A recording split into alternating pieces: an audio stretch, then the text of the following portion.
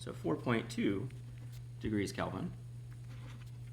But we had to stop using Boltzmann statistics and start using Bose-Einstein statistics.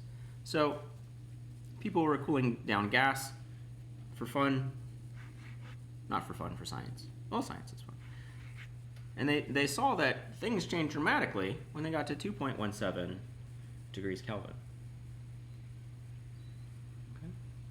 So the reason they were seeing this was because when you get cooled down to a specific point, that helium is going to stop behaving like classical helium and start behaving like quantum helium. Okay. So what happens when we have to start using the Bose-Einstein distribution instead of the Boltzmann distribution for our gas of helium? So again, this is number of particles between energy and energy plus infinitesimal change of energy. Right, that's what our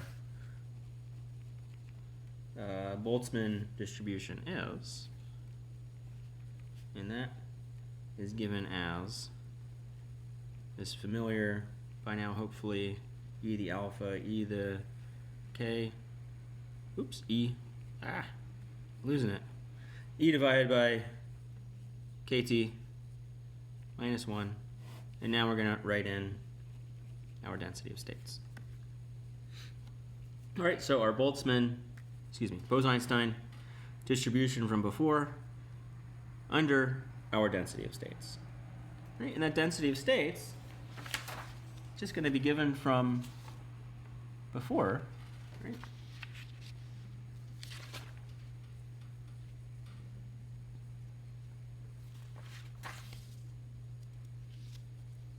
I think I started the wrong equation. It's going to be given by this equation. I don't know why I started this equation.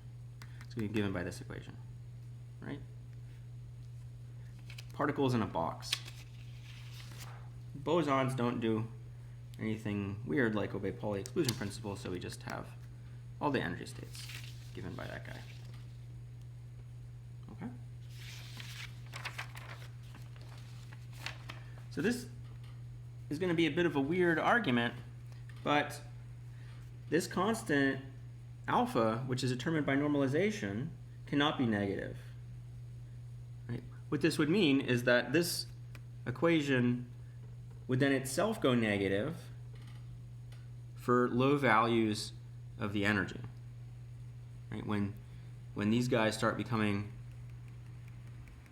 comparable, if I had a negative alpha there, or a negative number there instead of a positive number, well, I would have some number smaller than 1, minus 1, and I would have negative numbers of particles, which doesn't make any sense.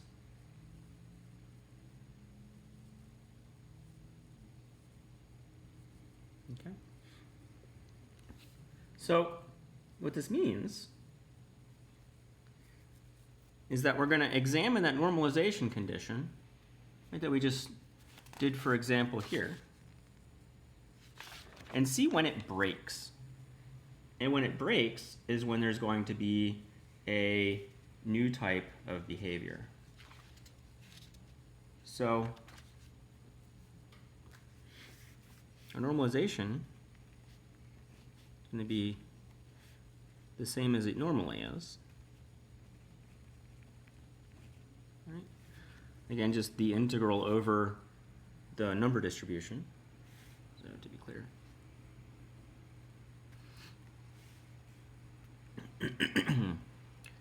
And now, here we had distinguishable particles in the Boltzmann distribution. Oh, what am I doing? Bose-Einstein. I'm sorry. I'm losing it. I'm just going to rewrite this.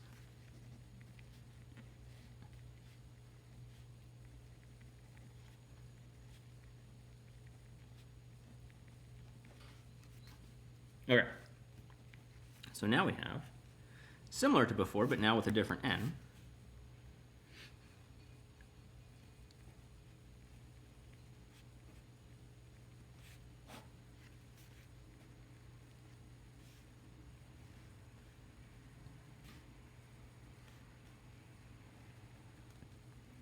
So here now where we had the Boltzmann distribution before, we have the Bose-Einstein distribution.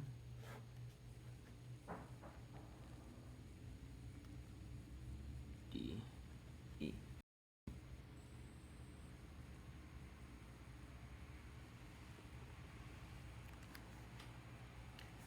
So normally, the justification for using that continuous energy distribution, right? Like I was explaining here, where we have this lattice. In principle, we have this lattice that's all over space, right? And then everything we derived for our distributions, for our density of states, relied on these spacings between these lattice points being really, really super small. And so we could treat this as continuous volume with some continuous surface, right? So even though this is some infinitesimal dE, I imagine that these lattice spacings are even more infinitesimal, which is a good assumption until we get to lower and lower energies. And when we get to lower and lower energies, right, this shell is going to be much smaller and smaller and smaller until it's, you know, closing in on that ground state energy, which sits, well, actually would sit one off, right, from each of those dimensions. So when we get to smaller and smaller energies, hopefully I haven't drawn over the same thing too many times. When we get to smaller and smaller energies, that idea that we can carry out this integral continuously and it works is broken. Okay?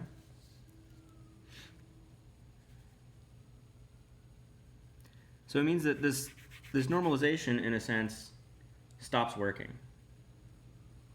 Okay? And that's because in a Bose-Einstein gas, there can be any number of particles in a single state.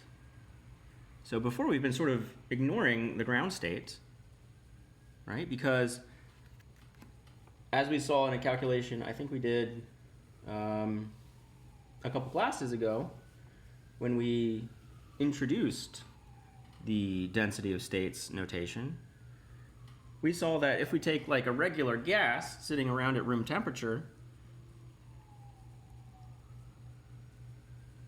okay, that's a bad example.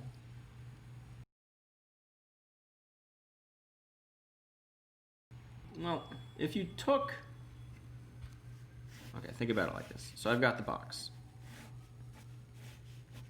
Okay? Particles are zooming around.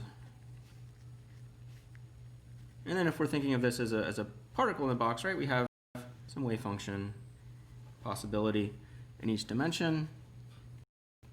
Right, and these are how wiggly each of these are is how high in n it is, right? So if I had in my box n equal 1, I'd have 1 half cycle. If I have n equal 2, it's a full cycle, etc. And then for the box, we have that in each dimension. Okay? Now, for anything at any kind of reasonable temperature, almost no particles are in the ground state. Right? If I imagine, how would I get a particle even in the ground state? Well, I'd have to cool it somehow, and then I'd have to put that energy somewhere. And so it becomes progressively more difficult to extract in the system and to get things cooled into their ground state, right? Because ground state is, I mean, look at these numbers. 2.7 or 2.17 degrees Kelvin, that's colder than space. I think space is 2.7. So this is colder than space. Okay, so it's really difficult to get any system where any sizable number of particles in that system are in their ground state. So when, I'm mixing up all my papers now, when we're getting to such small energies that we can't ignore this lattice spacing anymore, we can't ignore the ground state anymore, we're looking at where this normalization condition breaks, right? When this equation here